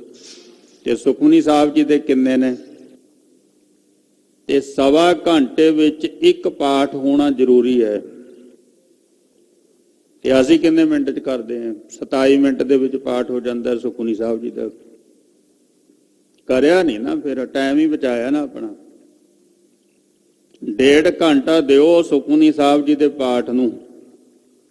1.5 ਘੰਟੇ ਚ ਸੁਖਮਨੀ ਸਾਹਿਬ ਜੀ ਦਾ ਪਾਠ ਕਰੋ, ਫਿਰ ਦੇਖੋ ਵੀ ਬੀਪੀ ਦਾ ਸਹੀ ਆਉਂਦਾ ਕਿ ਨਹੀਂ ਆਉਂਦਾ। ਜੇ ਹੁਣ 27 ਮਿੰਟ ਦੇ ਵਿੱਚ ਕਰਨਾ ਫਿਰ ਤਾਂ ਬੀਪੀ ਵਧੂਗਾ, ਘਟਣਾ ਥੋੜੀ ਹੈ। ਚਿੰਤਾ ਦੇ ਹੋਈ ਵੀ ਟਾਈਮ ਜ਼ਿਆਦਾ ਨਾ ਲੱਗ ਜੇ, ਮਾਈਂਡ ਤਾਂ ਪਹਿਲਾਂ ਹੀ ਉਧਰ ਨੂੰ ਗਿਆ, ਫਿਰ ਬੀਪੀ ਵਧਣਾ ਘਟਣਾ ਕਿੱਥੇ। ਸਹੀ ਟਾਈਮ ਦਿਓ, 1.5 ਘੰਟਾ ਦਿਓ ਸੁਖਮਨੀ ਸਾਹਿਬ ਦੇ ਪਾਠ ਨੂੰ, ਫਿਰ ਦੇਖੋ ਵੀ ਰਿਜ਼ਲਟ ਸਹੀ ਆਉਂਦਾ ਕਿ ਨਹੀਂ ਆਉਂਦਾ। ਸੋ ਹਰ ਇੱਕ ਕੰਮ ਨੂੰ ਕਰਨ ਦਾ ਤਰੀਕਾ ਗੁਰਮੁਖੋ। ਬਾਣੀ ਬੋਲ ਕੇ ਪੜ੍ਹਨੀ ਹੈ ਵੀ ਸਾਡੇ ਕੰਨਾਂ ਨੂੰ ਬਾਣੀ ਸੁਣੇ। ਜਾਪ ਨਹੀਂ, ਬਾਣੀ ਪੜ੍ਹਨ ਦਾ ਵਿਸ਼ਾ ਹੈ। ਜਾਪ ਹੁੰਦਾ ਵੀ ਕਿਸੇ ਨੂੰ ਨਹੀਂ ਪਤਾ ਲੱਗਦਾ ਵੀ ਆਪਾਂ ਆਪਣੇ ਰਸਨਾ ਨਾਲ ਕਰੀ ਜਾਂਦੇ, ਇਹ ਜਾਪ ਹੁੰਦਾ। ਆਪਣੀ ਰਸਨਾ ਨਾਲ ਵਾਹਿਗੁਰੂ ਵਾਹਿਗੁਰੂ ਕਰੀ ਜਾਣਾ, ਮੂਲ ਮੰਤਰ ਦਾ ਪਾਠ ਕਰੀ ਜਾਣਾ, ਇਹ ਜਾਪ ਹੈ। ਤੇ ਗੁਰਬਾਣੀ ਦਾ ਕਰਨਾ ਪਾਠ। ਤੇ ਪਾਠ ਕੀ ਹੁੰਦਾ ਹੈ? ਵੀ ਬੰਦਾ ਪਾਠ ਕਰ ਰਿਹਾ ਤੇ ਦੂਸਰੇ ਨੂੰ ਸੁਣਾਈ ਦੇ ਰਿਹਾ। ਅਖੰਡ ਪਾਠ, ਸਹਿਜ ਪਾਠ, ਇਹ ਜਾਪ ਨਹੀਂ ਨਾ ਕਿਹਾ। ਅਖੰਡ ਜਾਪ ਨਹੀਂ ਕਿਹਾ, ਅਖੰਡ ਪਾਠ ਕਿਹਾ, ਸਹਿਜ ਪਾਠ ਕਿਹਾ। ਕਿ ਆਰਾਮ ਨਾਲ ਬਾਣੀ ਨੂੰ ਪੜ੍ਹਨਾ ਤੇ ਸੁਣਨਾ, ਇਹ ਪਾਠ ਹੁੰਦਾ ਹੈ। ਪਾਠ ਤੇ ਜਾਪ ਦੇ ਵਿੱਚ ਅੰਤਰ ਹੈ। ਪਾਠ ਹੁੰਦਾ ਦੋਵਾਂ ਨੇ ਕਰਨਾ, ਇੱਕ ਨੇ ਪੜ੍ਹਨਾ ਤੇ ਇੱਕ ਨੇ ਸੁਣਨਾ। ਤੇ ਜਾਪ ਹੋਇਆ ਕਰਦਾ ਇਕੱਲੇ ਨੇ, ਕਰ ਲਓ ਬੈਠ ਕੇ ਜਦੋਂ ਮਰਜੀ। ਸੋ ਸੁਖਮਨੀ ਸਾਹਿਬ ਜੀ ਦਾ ਪਾਠ ਕਰੋ, ਬੈਲੈਂਸ ਸਹੀ ਆ ਜਾਊ, ਬੀਪੀ ਸਹੀ ਆ ਜਾਊਗਾ। ਪਰ ਜੇ ਕਰਾਂਗੇ ਇਸ ਤਰੀਕੇ ਦੇ ਨਾਲ, ਕਿਉਂ ਕਾਲਾ ਪੈਣਾ ਫਿਰ ਮੁਸ਼ਕਲ ਹੈ, ਫਿਰ ਨਹੀਂ। ਹਰ ਇੱਕ ਕੰਮ ਨੂੰ ਕਰਨ ਦਾ ਤਰੀਕਾ ਹੈ। ਸੋ ਬਾਣੀ ਪੜ੍ਹਨ ਦੇ ਨਾਲ ਜੀਵਨ ਵਿੱਚ ਸਹਿਜ ਆ ਜਾਇਆ ਕਰਦਾ ਹੈ। ਸਹਿਜ ਕੀ ਹੈ ਜੀਵਨ ਦਾ? ਕਿ ਸਭ ਤੋਂ ਪਹਿਲਾਂ ਸਾਡੀ ਜਿਹੜੀ ਸਵਾਸਾਂ ਦੀ ਗਤੀ ਹੈ ਨਾ, ਉਹ ਸਹੀ ਹੋਊਗੀ, ਨਾਰਮਲ ਹੋਊਗੀ। ਸਵਾਸਾਂ ਦਾ ਨਾਰਮਲ ਹੋ ਜਾਣਾ ਹੀ ਤੰਦਰੁਸਤ ਸਰੀਰ ਦੀ ਨਿਸ਼ਾਨੀ ਹੈ। ਸਾਹ ਰੁਕ ਕੇ ਆਉਂਦਾ ਫੇਰ ਵੀ ਬਿਮਾਰ ਹੈ, ਸਾਹ ਬੜੀ ਤੇਜ਼ੀ ਨਾਲ ਚੱਲ ਰਿਹਾ ਤਾਂ ਵੀ ਆਪਾਂ ਬਿਮਾਰ ਹੈ। ਨਾਰਮਲ ਹੈ, ਨਾ ਤੇਜ਼ ਨਾ ਹੌਲੀ। ਤੇ ਬਾਣੀ ਪੜ੍ਹਨ ਦੇ ਨਾਲ ਉਹ ਕਹਿੰਦੇ ਵੀ ਬੜਾ ਟਿਕਾ ਬਣਿਆ, ਬੜਾ ਆਨੰਦ ਬਣਿਆ। ਬਾਣੀ ਸਤਿਗੁਰਾਂ ਜੀ ਦੀ ਸੁਣੀ ਤੇ ਸੁਣ ਕੇ ਬਾਣੀ ਕਿਉ ਹੀਓ ਮੇਲਨ ਪ੍ਰਭ ਤਾਈ। ਤੇ ਜਦੋਂ ਭਾਈ ਜੋਧ ਨੇ ਦੱਸਿਆ ਵੀ ਗੁਰੂ ਨਾਨਕ ਸਾਹਿਬ ਜੀ ਦੀ ਬਾਣੀ ਹੈ ਇਹ ਜਗਤ ਦੇ ਗੁਰੂ ਦੀ, ਤਾਂ ਭਾਈ ਲਹਿਣੇ ਦੇ ਮਨ 'ਚ ਉਤਸ਼ਾਹ ਪੈਦਾ ਹੋਇਆ ਉਸ ਗੁਰੂ ਨੂੰ ਮਿਲਣ ਵਾਸਤੇ। ਕਿ ਉਹਨੇ ਦੇਰ ਨਹੀਂ ਲਾਈ, ਗੁਰੂ ਦੀ ਬਾਣੀ ਸੁਣੀ ਤੇ ਨਾਲ ਦੀ ਨਾਲ ਭਾਈ ਲਹਿਣਾ ਗੁਰੂ ਨਾਨਕ ਸਾਹਿਬ ਜੀ ਦੇ ਕੋਲ ਪਹੁੰਚ ਗਿਆ। ਗੱਜ ਕੇ ਆਖੋ ਸਤਨਾਮ ਸ੍ਰੀ ਵਾਹਿਗੁਰੂ। ਪਹੁੰਚ ਗਿਆ ਉੱਥੇ। ਸੋ ਸੁਣ ਸੁਣ ਨਾਮ ਤੁਮਾਰਾ ਪ੍ਰੀਤਮ ਪ੍ਰਭ ਪੇਖਣ ਕਾ ਚਾਉ। ਹੇ ਵਾਹਿਗੁਰੂ, ਜਦੋਂ ਮੈਂ ਤੇਰਾ ਨਾਮ ਸੁਣਦਾ ਹੈ ਨਾ ਤੇ ਮੇਰੇ ਮਨ ਦੇ ਵਿੱਚ ਤੇਰੇ ਦਰਸ਼ਨ ਕਰਨ ਦੀ ਤਾਂਘ ਪੈਦਾ ਹੁੰਦੀ, ਇੱਛਾ ਪੈਦਾ ਹੁੰਦੀ। ਉਮ ਕਿਉ ਹੀਓ ਮਿਲਨ ਪ੍ਰਭ ਤਾਈ, ਖੋਜਤ ਚਰਿਓ ਦੇਖੋ ਪਿਰਾ ਜਾਈ। ਫਿਰ ਲੱਭਣ ਵਾਸਤੇ ਤੁਰ ਪਿਆ। ਕੋਸ਼ਿਸ਼ਾਂ ਆਰੰਭ ਕਰਤੀਆਂ ਵੀ ਪ੍ਰਮਾਤਮਾ ਕਿਵੇਂ ਮਿਲਦਾ ਹੈ। ਉਤਸ਼ਾਹ ਪੈਦਾ ਹੋਇਆ। ਹਾਂਜੀ। ਸੁਨਤ ਸੰਦੇਸਰੋ ਪ੍ਰਿਯ ਗ੍ਰਹਿ ਸੇਜ ਵਿਛਾਈ। ਸੁਨਤ ਸੰਦੇਸਰੋ ਪਿਰੈ ਗ੍ਰਹਿ ਸੇਜ ਵਿਛਾਈ। ਪਰਮਾਤਮਾ ਦਾ ਸੁਨੇਹਾ ਸੁਣਿਆ ਤੇ ਘਰ ਦੇ ਵਿੱਚ ਤਿਆਰੀ ਕਰ ਲਈ। ਹਿਰਦਾ ਰੂਪ ਸੇਜ, ਜਿੱਥੇ ਪ੍ਰਮਾਤਮਾ ਨੇ ਬੈਠਣਾ ਹੈ ਉੱਥੇ ਸੇਜ ਵਿਛਾ ਲਈ, ਤਿਆਰੀ ਕਰ ਲਈ। ਜਿੱਥੇ ਆ ਕੇ ਵਾਹਿਗੁਰੂ ਪਰਮੇਸ਼ਰ ਜੀ ਨੇ ਬੈਠਣਾ ਹੈ, ਲੱਭਣ ਵਾਸਤੇ ਉਸ ਪਰਮਾਤਮਾ ਨੂੰ ਚੱਲ ਪਏ। ਭਾਵ ਕੋਸ਼ਾਂ ਜਿਹੜੀਆਂ ਨੇ, ਕਰਮ ਜਿਹੜੇ ਹਨ ਉਹ ਕਰਨੇ ਸ਼ੁਰੂ ਕਰ ਦਿੱਤੇ। ਹਾਂਜੀ। ਭ੍ਰਮ ਭ੍ਰਮ ਆਇਓ ਤਉ ਨਦਰ ਨਾ ਪਾਈ। ਹੁਣ ਤੇ ਗਲਤੀ ਕੀ ਕੀਤੀ ਕਿ ਆਪਣੇ ਆਪ ਹੀ ਸਾਰਾ ਕੁਝ ਕੀਤਾ। ਆਪਣੀ ਮੱਤ ਦੇ ਪਿੱਛੇ ਚੱਲ ਕੇ ਚੱਲੇ ਵੀ ਚਲੋ ਘਰੇ ਮੰਜਾ ਵਿਛਾਤਾ ਤੇ ਹੁਣ ਮਾਲਕ ਨੂੰ ਲੱਭ ਕੇ ਲਿਆਈਏ। ਭਰਮ ਭਰਮ ਆਈ, ਭਰਮ ਭਰਮ ਆਇਓ ਤੋ ਨਦਰ ਨਾ ਪਾਈ। ਭਾਟਕ ਭਾਟਕ ਕੇ ਆ ਗਈ ਵਾਪਸ, ਪਰ ਮਾਲਕ ਦੀ ਨਜ਼ਰ ਨਹੀਂ ਪ੍ਰਾਪਤ ਹੋਈ, ਉਹਦੀ ਮਿਹਰ ਨਹੀਂ ਪ੍ਰਾਪਤ ਹੋਈ। ਸਭ ਕੁਝ ਪ੍ਰਾਪਤ ਤੇ ਹੋ ਗਿਆ ਪਰ ਉਹਦੀ ਮਿਹਰ ਨਹੀਂ ਪ੍ਰਾਪਤ ਹੋਈ। ਤੇ ਉਸ ਦੀ ਮਿਹਰ ਤੋਂ ਬਿਨਾ ਸਾਰਾ ਕੁਝ ਮਿਲਿਆ ਜਿਹੜਾ ਉਹ ਕਿਸੇ ਅਰਥ ਨਹੀਂ ਹੈ। ਮਿਹਰ ਨਹੀਂ ਹੋਈ। ਸਭ ਕੁਝ ਤੇ ਸਾਡੇ ਕੋਲ ਹੈ, ਕੀ ਨਹੀਂ ਸਾਡੇ ਕੋਲ? ਸਭ ਕੁਝ ਬੜੀ ਕਿਰਪਾ ਮਾਲਕ ਦੀ, ਪਰ ਉਹ ਦੇਣ ਵਾਲੇ ਦੀ ਮਿਹਰ ਨਹੀਂ ਹੈ। ਤੇ ਮਿਹਰ ਤੋਂ ਬਿਨਾ ਸਾਰਾ ਕੁਝ ਦੁੱਖਦਾਈ ਹੋਇਆ ਪਿਆ। ਤੇ ਮਿਹਰ ਹੋਵੇ, ਕੁਝ ਵੀ ਨਾ ਹੋਵੇ ਤਾਂ ਵੀ ਸੁੱਖ ਹੈ, ਤੇ ਜੇ ਮਿਹਰ ਨਹੀਂ ਹੈ, ਸਾਰਾ ਕੁਝ ਹੁੰਦਿਆਂ ਹੋਇਆਂ ਫੇਰ ਵੀ ਦੁਖੀ ਹੈ। ਮਾਲਕ ਦੇ ਅੱਗੇ ਹੱਥ ਜੋੜਨੇ, ਪਾਤਸ਼ਾਹ ਕਿਰਪਾ ਕਰਦੇ, ਕਿਉਂਕਿ ਜਿਹੜਾ ਕਰਮ ਕਰਦਾ ਨਾ ਉਹਨੂੰ ਮਾਣ ਹੋਇਆ ਕਰਦਾ ਆਪਣੇ ਕਰਮ ਦਾ। ਤੇ ਜਦੋਂ ਤੱਕ ਕਰਮ ਦਾ ਮਾਣ ਹੈ, ਮਿਹਰ ਤਾਂ ਹੋਣੀ ਨਹੀਂ। ਮਿਹਰ ਤਾਂ ਉਦੋਂ ਹੋਣੀ ਕਦੋਂ? ਜਦੋਂ ਕਹੇਗਾ ਆਪ ਜਪਾਏ ਜਪੈ ਸੋ ਨਾਉ, ਆਪ ਗਵਾਏ ਤਾਂ ਹਰ ਗੁਣ ਗਾਉ। ਹਰ ਜਿਉ ਕਿਰਪਾ ਕਰੇ ਤਾਂ ਨਾਮ ਧਿਆਈਐ ਜੀਓ, ਉਹਦੀ ਮਿਹਰ। ਤੋ ਆਪਣੇ ਵੱਲੋਂ ਗਈ ਪਰ ਭਾਟਕ ਭਾਟਕ ਕੇ ਵਾਪਸ ਆ ਗਈ। ਮਾਲਕ ਦੀ ਨਜ਼ਰ ਨਹੀਂ ਪ੍ਰਾਪਤ ਹੋਈ, ਮਿਹਰ ਨਹੀਂ ਹੋਈ। ਹਾਂਜੀ। ਕਿਨ ਬਿਦ ਹੀਰੋ ਧੀਰੈ ਨਿਮਾਨੋ। ਕਿਨ ਬਿਦ ਹੀਰੈ ਧੀਰੋ ਨਿਮਾਨੋ। ਮੇਰਾ ਜਿਹੜਾ ਹਿਰਦਾ ਉਹ ਨਿਮਾਣਾ ਹੈ, ਤੇ ਮਾਲਕ ਤੋਂ ਬਿਨਾ ਕਿਵੇਂ ਧੀਰਜ ਧਰੇ। ਜੋ ਵਾਹਿਗੁਰੂ ਪਰਮੇਸ਼ਰ ਸਾਡੇ ਜੀਵਨ ਦਾ ਆਸਰਾ ਹੈ, ਜਿਹਦੇ ਸਦਕਾ ਅਸੀਂ ਜਿਉ ਰਹੇ ਹਾਂ, ਉਹਦੇ ਕਰਕੇ ਜਿਉਂਦੇ ਹਾਂ ਨਾ।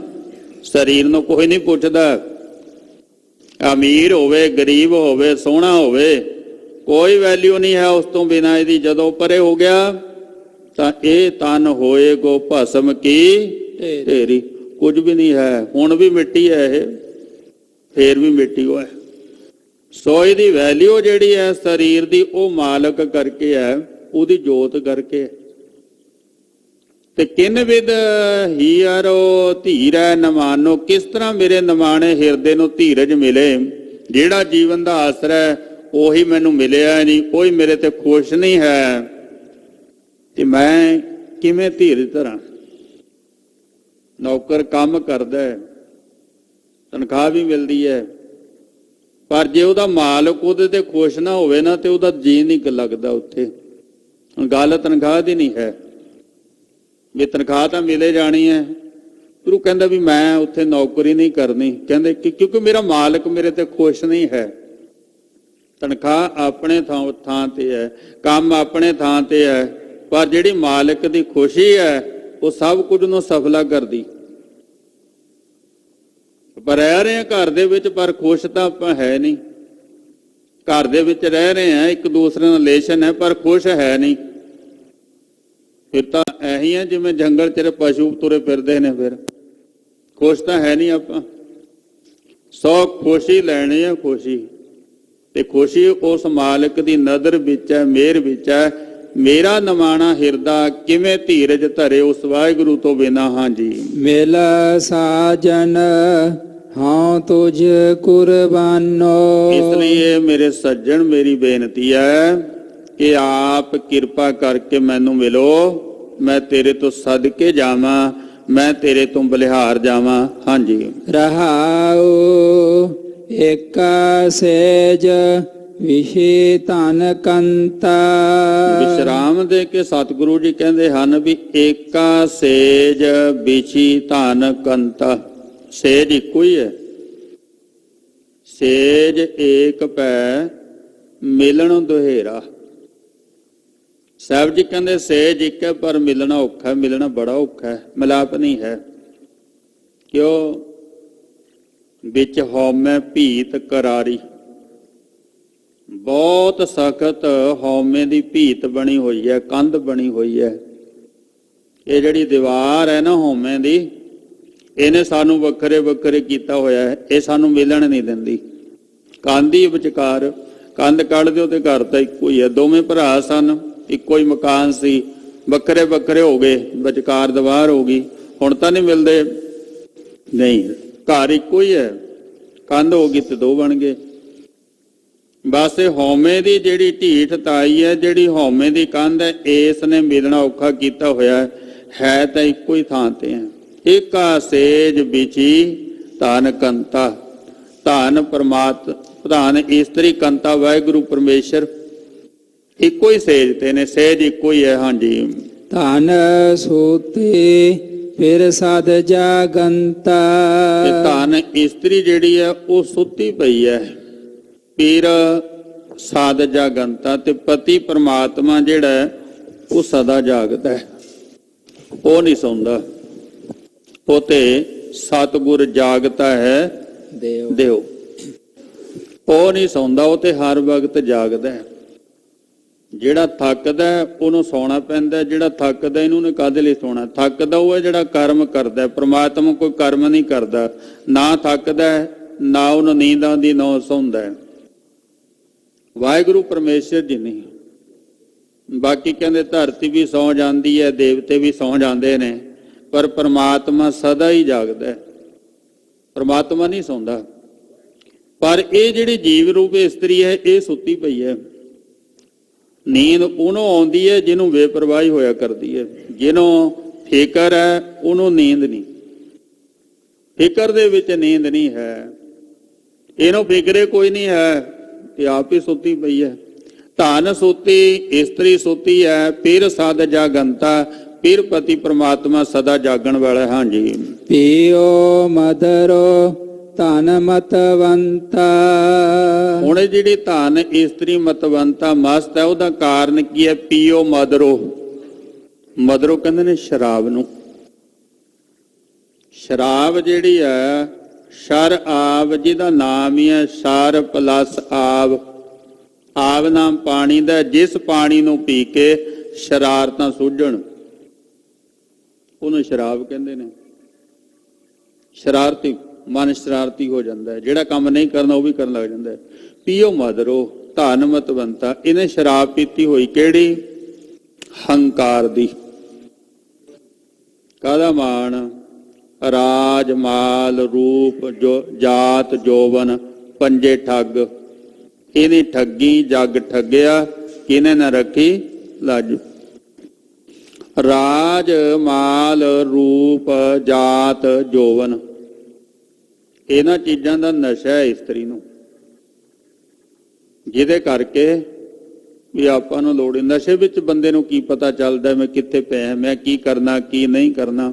ਪੀਓ ਮਦਰੋ ਧਨ ਮਤਵੰਤਾ। ਇਹ ਜੀਵ ਰੂਪ ਇਸਤਰੀ ਜਿਹੜੀ ਹੈ ਇਹਦਾ ਨਸ਼ਾ ਪੀ ਬੈਠੀ ਹੈ, ਮਾਣ ਦਾ, ਆਪਣੇ ਚੰਗੇ ਰੂਪ ਹੋਣ ਦਾ, ਆਪਣੀ ਚੰਗੀ ਜਵਾਨੀ ਦਾ, ਕਿ ਜਿਹਦੇ ਕਰਕੇ ਮਾਲਕ ਦੀ ਪਰਵਾਹ ਨਹੀਂ ਕਰਦੀ। ਇਹ ਨਸ਼ੇ ਦੇ ਵਿੱਚ ਹੈ, ਧਨ ਮਤਵੰਤਾ ਮਸਤ ਹੋਈ ਪਈ ਹੈ ਉਹਦੇ ਵਿੱਚ। ਹਾਂਜੀ, ਧਨ ਜਾਗੈ ਜੇ ਪਿਰ ਬੋਲੰਤਾ। ਜਾਗ ਸਕਦੀ ਹੈ ਇਸਤਰੀ ਜੇ ਉਹ ਮਾਲਕ ਬੁਲੰਤਾ ਨੂੰ ਬੁਲਾਵੇ। ਕਿਉਂ ਜਿਹੜਾ ਸੁੱਤਾ ਹੈ, ਸੁੱਤੇ ਬੰਦੇ ਨੂੰ ਜਗਾਉਣ ਵਾਸਤੇ ਤਾਂ ਜਗਾਉਣ ਵਾਲਾ ਹੀ ਚਾਹੀਦਾ ਨਾ। ਜੇ ਜਾਗਦਾ ਹੀ ਜਗਾਊਗਾ ਨਾ, ਹੁਣ ਸੁੱਤੇ ਨੇ ਤਾਂ ਸੁੱਤੇ ਹੀ ਰਹਿਣਾ, ਸੁੱਤਾ ਹੋਇਆ ਨਹੀਂ ਜਗਾ ਸਕਦਾ। ਵਾਹਿਗੁਰੂ ਪਰਮੇਸ਼ਰ ਜਾਗਦਾ, ਉਹ ਜਗਾ ਦੇਵੇ ਤਾਂ ਇਹ ਜਾਗ ਸਕਦੀ ਹੈ। ਇੱਥੇ ਬੇਵਸੀ, ਇੱਥੇ ਲਾਚਾਰੀ ਜਿਹੜੀ ਹੈ ਜ਼ਾਹਰ ਕੀਤੀ ਹੈ ਕਿ ਸਾਡੇ ਵੱਸ ਦੀ ਗੱਲ ਨਹੀਂ ਹੈ। ਵਾਹਿਗੁਰੂ ਪਰਮੇਸ਼ਰ ਜੀ ਆਪ ਕਿਰਪਾ ਕਰੇ ਤਾਂ ਉਹ ਸਾਨੂੰ ਆਪਣੇ ਲੜ ਲਾ ਲਵੇ। ਹਰ ਜੀਓ ਵਾਹਿਗੁਰੂ ਪਰਮੇਸ਼ਰ ਜੀ ਕਿਰਪਾ ਕਰੇ, ਇਹ ਅਰਦਾਸ ਕਰਨੀ। ਆਪਾਂ ਅਰਦਾਸ ਕਿਉਂ ਕਰਦੇ? ਇਸੇ ਕਰਕੇ ਮਹਾਰਾਜ ਕਿਰਪਾ ਕਰੋ ਵੀ ਮੇਰੀ ਬੇਵਸੀ ਹੈ, ਮੇਰੀ ਲਾਚਾਰੀ ਹੈ। ਧੰਨ ਗੁਰੂ ਤੇਗ ਬਹਾਦਰ ਸਾਹਿਬ ਜੀ ਕਹਿੰਦੇ ਹਨ ਕਿ ਬਲ ਛੁੱਟ ਕੇ ਬੰਧਨ ਪਰੇ ਕਛੂ ਨਾ ਹੋ ਤੋ ਪਾਏ, ਕਹ ਨਾਨਕ ਆਵ ਓਟ ਹਰ ਗਜ ਜਿਉ ਹੋ ਸਹਾਏ। ਬਲ ਛੁੱਟ ਗਿਆ, ਬੰਧਨ ਪਰੇ ਹੋਏ ਨੇ। ਹੁਣ ਤੁਸੀਂ ਕਿਰਪਾ ਕਰ ਦਿਓ ਜਿਵੇਂ ਹਾਥੀ ਨੂੰ ਬਲ ਬਖਸ਼ਿਆ। ਸੋ ਇਸ ਤਰ੍ਹਾਂ ਲਾਚਾਰੀ ਹੈ, ਬੇਬਸੀ ਹੈ। ਧਨ ਜਾਗਿਆ ਜੇ ਫਿਰ ਬੁਲੰਤਾ, ਮਾਲਕ ਬੁਲਾਵੇ ਤਾਂ ਇਹ ਜਾਗ ਸਕਦੀ ਹੈ। ਵਾਹਿਗੁਰੂ ਜੀ ਕਿਰਪਾ ਕਰੇ ਤਾਂ ਉਹ ਸਾਡੀ ਬਾਹ ਪਕੜ ਲਵੇ। ਹਾਂਜੀ। ਭਈ ਨਿਰਾਸੇ ਬਹੁਤ ਦਿਨ ਲਾਗੇ। ਸਮਾਂ ਬੜਾ ਲੰਮਾ ਹੋ ਗਿਆ ਮਿਲਣ ਦੇ ਵਿੱਚ। ਭਈ ਨਿਰਾਸੀ, ਫਿਰ ਜਗਿਆਸੂ ਰੂਪ ਇਸਤਰੀ ਜਿਹੜੀ ਉਹ ਨਿਰਾਸ਼ ਹੋ ਜਾਂਦੀ ਜਦੋਂ ਕਈ ਦਿਨ ਲਾਗੇ ਮਿਲਣ ਦੇ ਵਿੱਚ। ਹਾਂਜੀ। ਦੇਸ ਦਿਸੰਤਰ ਮੈਂ ਸਗਲੇ ਝਾਗੇ।